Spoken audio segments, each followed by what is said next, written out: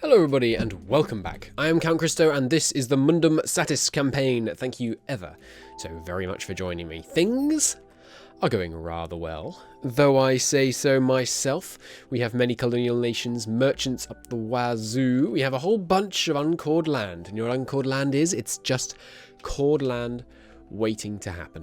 So, we need to bring this rebel situation under control because at the end of the last episode I brought it all under control, which means I know it's doable, so there is at least that heartening effect.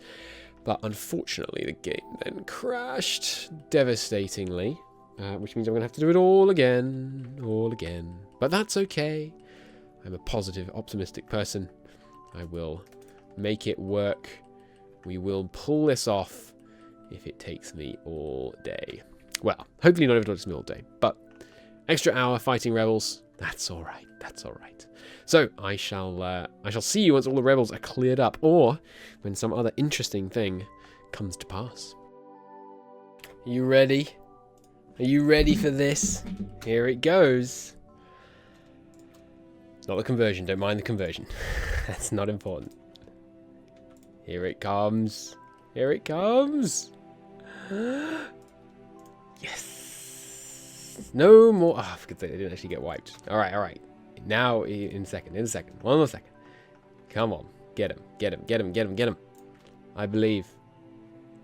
On the 4th. Don't crash on the freaking monthly tick now. That'd be such bad timing. Oh, Tano, Imperial Peasants. Alright, I was going to say we're rebel free, but it'll take a little longer. God's sake. Okay, baby. We're rebel free. Oh, no, not quite. Still. Europe. Actually, I think this counts as Europe down to like here-ish. Or somewhere like here anyway.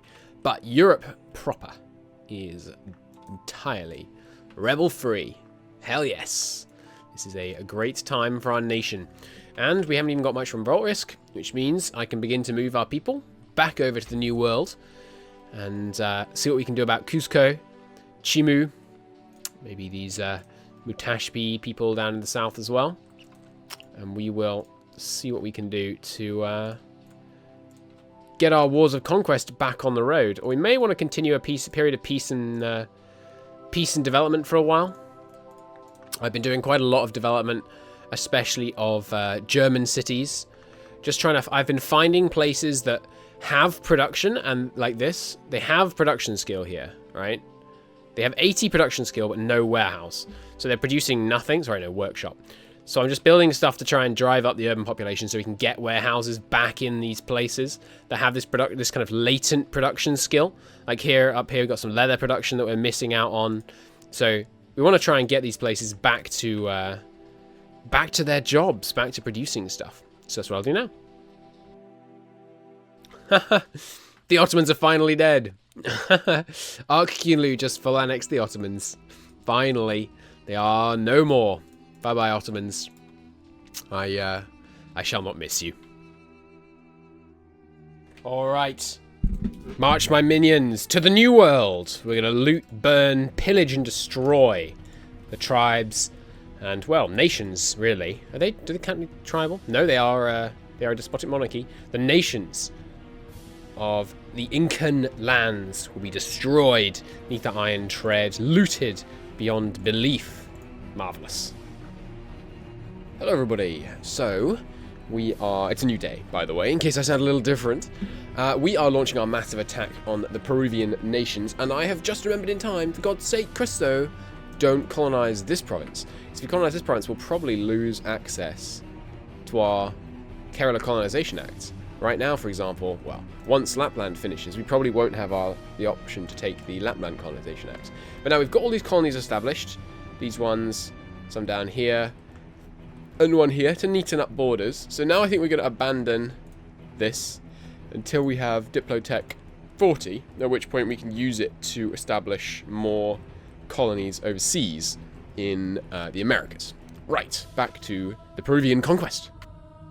The mass landing takes place as hordes of our men arrive on their shores. So I have a new theory about autosaves, just don't compress them. It seems to be crashing a lot less now that I'm not compressing the autosaves. So I'm going to roll with trying that for a little while. Oh, damn. This area is actually outside our colonial range. I assumed because we had a core here, this would be in range, but just going from here around to here is way, way too far, unfortunately. So we're going to have to wait for, I guess, Imperial La Plata to colonize a little bit closer so we can start taking some land here, which we then core.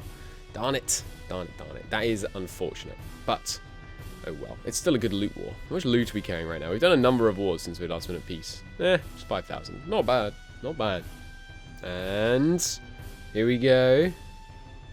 Next month. Next month we get Scotland annexed. We got that lovely event, Loyal Vassals, which gives you a minus 15% annexation cost, which is very, very nice.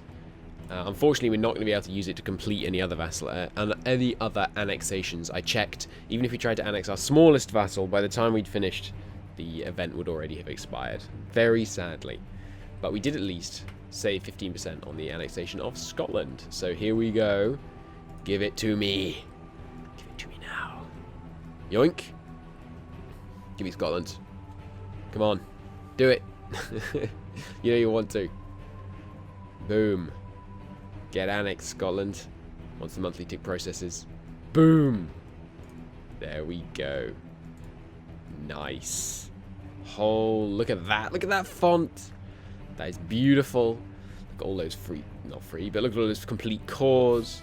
That North Sea control, I think you'll find. It's an extra 4 ducats for me.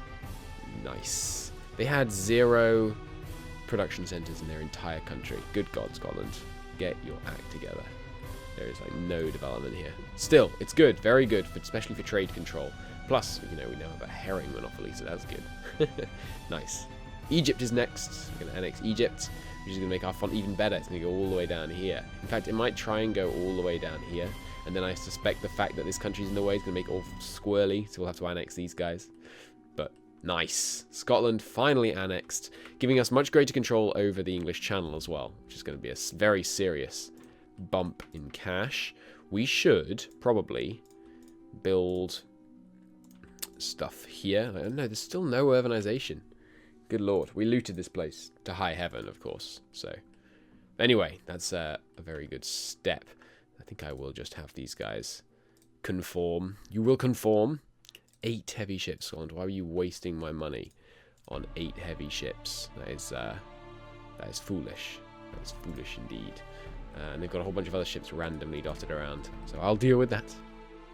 Okay, fleet's organized. Mexico almost entirely annexed. I'm using this war against the Chaimu to explore north, which is very handy.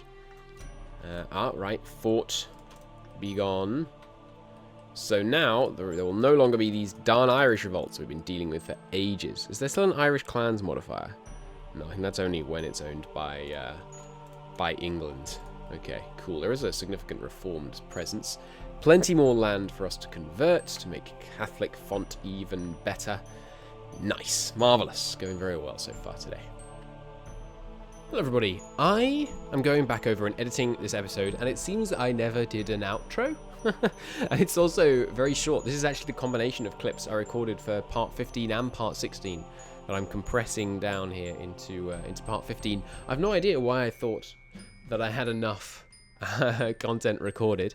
It's I should point out, it's rather difficult to know sometimes how much I've actually done, because, you know, I might record for 2.5 hours but actually talk only for about 10 minutes. So this episode, as you can no doubt see, is very short, but fear not, there will be another Mundum SATIS episode out tomorrow to make up for this fact. So I hope you enjoy this episode anyway, and I'll see you tomorrow. Bye bye.